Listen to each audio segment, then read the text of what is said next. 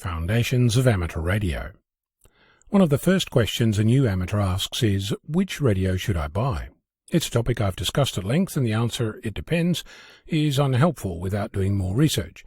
But after you've done the work, you'll be able to answer it for yourself. A question that is just as important, but not asked nearly enough, frankly I've not heard it in the decade I've been part of this community, is, how should I build my shack? The answer is just as useful. It depends. So, let's explore what precisely your shack design depends on. Let me start with pointing out that I'm not here to give you answers. You can watch hundreds of YouTube videos, read a gazillion web pages, and get no closer than discover how others have answered this question. It wasn't until recently that I understood that it was a question at all, but airing my frustration at the level of dysfunction of my shack unearthed it, and in attempting to answer my own question, I started to explore the landscape. As with choosing a first radio, one of the very first answers you need for yourself about the ideal shack is, what do you want to use it for? That in and of itself is not enough. I had an answer for that. I want to operate my weekly net, I want to do casual HF contesting, have a beacon running, and have space for experimentation.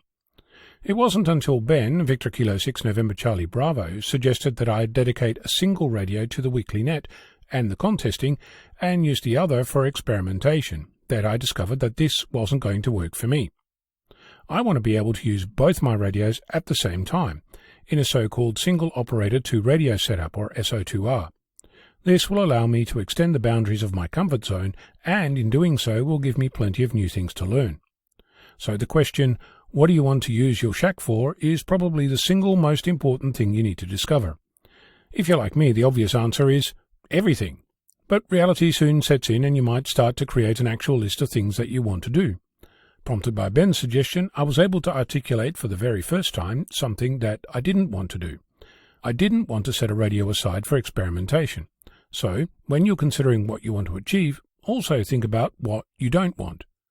For example, I have no interest in using the 6-meter band at this time. Not because it's a bad band, far from it. It's because I'm not permitted to use it with my current license. Same for the 23-centimeter band. This means that I don't have to find ways of making my shack accommodate those two bands. My current license permits me access to precisely 6 bands, and the station I'm building only needs to access those bands at the moment. That brings me to the next question for the ideal shack design. How long do you expect the layout to last? For example, are you going to build a new building for your shack for the next 50 years, or is it something that's going to last for the weekend? Is your shack going to be moved, or is it something a little more permanent? Are you going to change your needs, and should you incorporate some of that into your design? Or are you perfectly happy with what you're doing today? You have to remember, this is your shack, not mine, not your friends, yours. It means that it needs to accommodate what you want. The next question, boring as it might be, how much money are you going to spend? Building a whole new shack out of the catalogue is perfectly fine, but you might discover that the gear you have today is ample to get your shack started.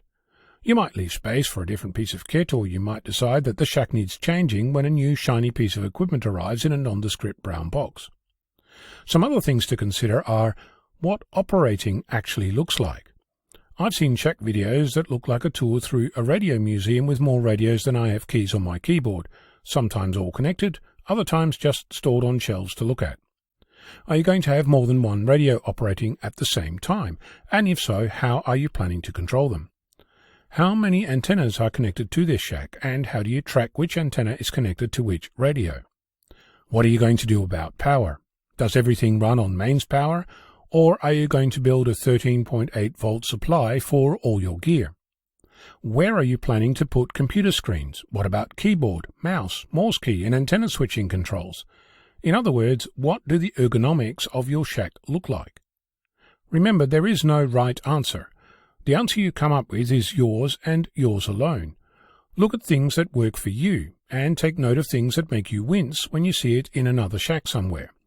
That's not to say you should be dismissive, rather use the opportunity to ask the shack owner why they made that choice. Who knows, it might cover something you hadn't considered yet.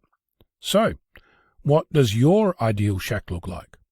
I'm Ono, Victor Kilo 6, Foxtrot Lima, Alpha Bravo.